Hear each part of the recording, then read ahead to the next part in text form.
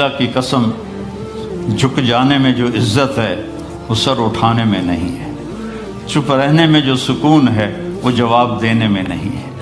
ایک عورت نے پوچھا یا رسول اللہ میرے خامند کا میرے اوپر کیا حق ہے؟ آپ نے فرمایا تیرے خامند کے جسم پہ پھوڑے نکل آئیں اور ان میں گندا پانی جمع ہو جائے اور تو زبان سے چاٹ چاٹ کے اس کے زخم صاف کرے تو بھی تو نے خامند کا حق ادا نہیں کیا۔ دونوں کو بیلنس کیا ہے۔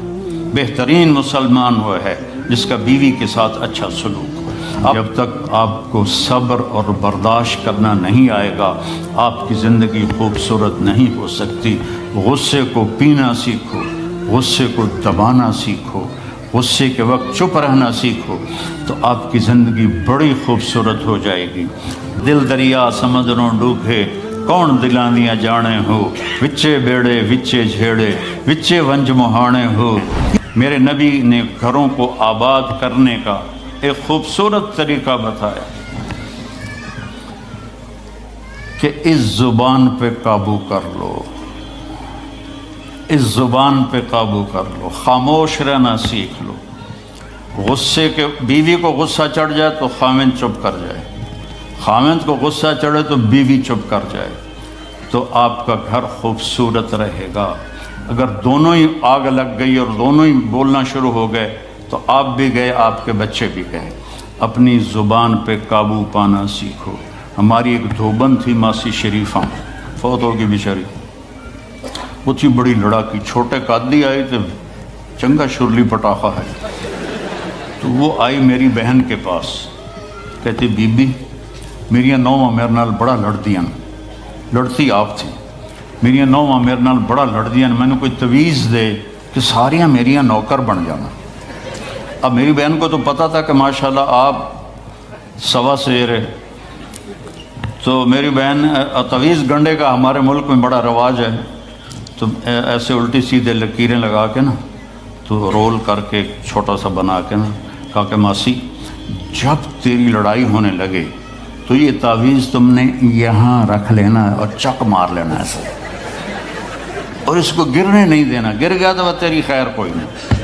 اور اس نے کیا کیا، اس کو چپ کروانے کا طریقہ، تو تعویذ کی تو بڑی اہمیت ہوتی ہے۔ تو ایک ہفتے کے بعد آ گئی، بی بی تو بڑا چنگا تویز دیتا، ساری لڑائی ختم ہو گئی کیونکہ ماسی شریفہ چپ ہو گئی۔ تو یہ سب ان عورتوں کو بھی تعویذ دیتا ہوں، ماسی شریفہ والا آپ کو بھی دیتا ہوں۔ ماسی شریفہ والا تعویذ لے لو، آپ کی زندگی بڑی خوشحال ہو جائے گی۔ اللہ کی قسم جھک جانے میں جو عزت ہے وہ سر اٹھانے میں نہیں ہے، چپ رہنے میں جو سکون ہے وہ جواب دینے میں نہیں ہے۔ آپ خاموش رہنا سیکھو، آپ اپنے بچوں کو عزت دینا سیکھو، اپنے بچوں کو ٹائم دیا کرو۔ یہاں مرد کی بھی جاب ہے، عورت کی بھی جاب ہے، تو بچے نظر انداز ہوتے ہیں، ان کو ٹائم دو۔ میرے نبی نے فرمایا اکرموا اولادکم، اپنی اولاد کو عزت دو، اور آپ نے فرمایا خیرکم خیرکم لأہلہ، سب سے بہترین مسلمان وہ ہے جو بیوی سے اچھا سلوک کرے۔ اور ایک عورت نے پوچھا یا رسول اللہ میرے خامند کا میرے اوپر کیا حق ہے؟ آپ نے فرمایا تیرے خامند کے جسم پہ پھوڑے نکل آئیں اور ان میں گندا پانی جمع ہو جائے اور تو زبان سے چاٹ چاٹ کے اس کے زخم صاف کرے تو بھی تو نے خامند کا حق ادا نہیں کیا۔ دونوں کو بیلنس کیا ہے۔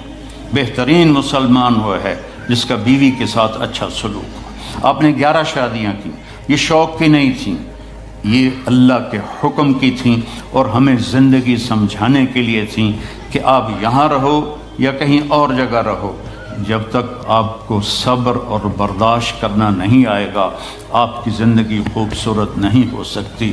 غصے کو پینا سیکھو، غصے کو دبانا سیکھو، غصے کے وقت چپ رہنا سیکھو تو آپ کی زندگی بڑی